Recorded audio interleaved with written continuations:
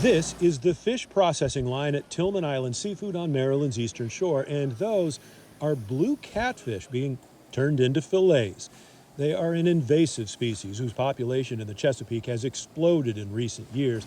Problem is they eat everything in the water, especially crabs.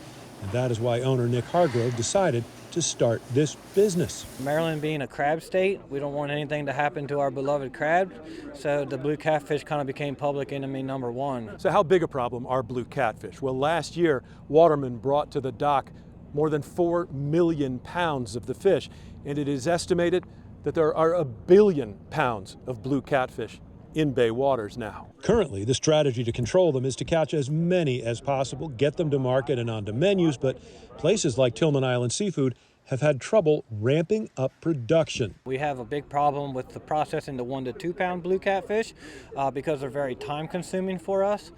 So we'd like to put in a line that we could automate that fish with. Which is why today, U.S. Secretary of Agriculture Brooke Rollins, along with Maryland Congressman Andy Harris, were on Tilghman Island to announce both a program to buy $2 million worth of catfish for food banks and a new grant program which makes $6 million available to help grow the industry. To expand operations, transform the food supply chain, and create new and better markets for the processing of the invasive wild-caught catfish. They can be caught, they can be processed, they can be sold here and around the world as a relatively inexpensive source of fish protein. So that's what we got to do. First step, let's get the processing plants built and automated. Hargrove says the money will make all the difference. Grants like this really help us to get with the times and to be able to ramp up our production. There's market out there that we've already established, and so this couldn't have came at a better time for us. The deadline to apply at grants.gov is October 6th. Awards will range from $250,000